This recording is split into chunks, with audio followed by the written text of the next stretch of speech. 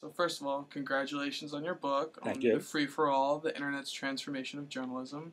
So can you tell us a little bit about the book and what it covers? Okay, the book really talks about the emergence of online journalism, but what it does is it intertwines the story of online journalism with the story of the emergence of computers as a communication platform from the beginning. Computers were initially conceived of as calculators, but Mm-hmm. right from the beginning, people understood that they would be very effective tools in gathering, maintaining, storing large amounts of information, and then making that information accessible. So it goes from really from the beginning of computing, actually from a little bit before that, and looks at really the general relationship between technology and journalism, and then specifically how this growth of this computer platform has had an impact on journalism, and then finally why journalism has not really been able to effectively use it in a way, and why we're in the crisis of journalism we're in today. Okay, well, there's two things going on simultaneously. Part one is the destruction of the economic model that has supported journalism for a long time, which was as an advertising supported basis. Even subscription stuff like newspapers depended largely on advertising. And so much of what used to be advertised in newspapers and to some lesser degree on television has migrated um, online to the web, and we've been hit with a really hard recession in exactly the primary areas that we're still supporting newspapers in particular, which is real estate and cars, auto industries. So it's like all three of those industries went down together.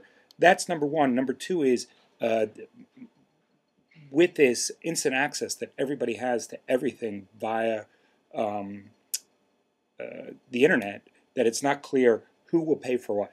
Who will pay for what? So we got a million people providing information for free. You get what you pay for, but in terms of quality, but who will pay for what is just unknown.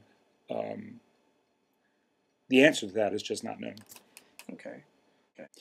Well, I think social media is really going to be important, and to me, social media is just part of this large ongoing trend, which I would trace back to. I have that in front. To the telegraph, where all of a sudden time and space collapsed. That I could communicate to people who are really far away instantaneously, faster and faster and faster. So I had the telegraph, and then I had the telephone. That was amazing. You could just call. You didn't need operators. You didn't need pencils. You didn't need Morse code. You could just call up and you could talk. That was amazing. And then we had telephone for a long time. That was slow development because it was a monopoly with AT&T and for other various reasons we don't have to get into. But then we got email. Email was awesome. It was amazing. You could just that, and then you got before that you had fax. They only had about 3 years of fax being amazing till email came. Then we had instant messenger. Now we have Facebook. So it's all in the same trend of being able to connect people closer. There's two real questions going on. One is actually people in this culture are trained not to pay attention because there's so much going on. The big skill is not paying attention to everything that's going around. As a matter of fact, we have a word for if you do try to pay attention to everything that's happening, we call that ADD.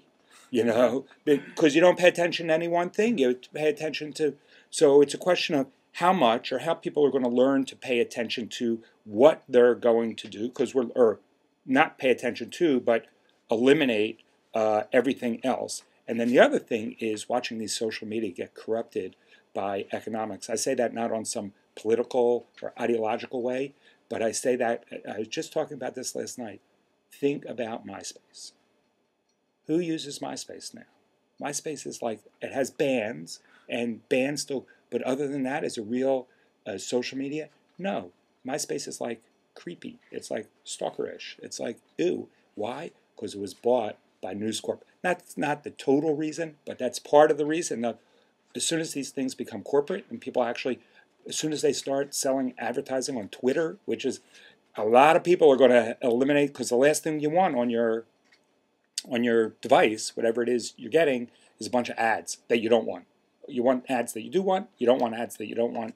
That's it. So social media is going to be a part of that. I think probably more important is finding that form factor between the iPhone and the iPad of what people are actually going to carry with them all the time. I don't think they're going to carry both. Personally, Steve Jobs thinks they are. He's probably right. I'm probably wrong. But nonetheless, and that form factor is going to really be important. In other words, I think everybody ultimately will access most of their information from a device that they're going to, I think, carry on their hip, not in their bag.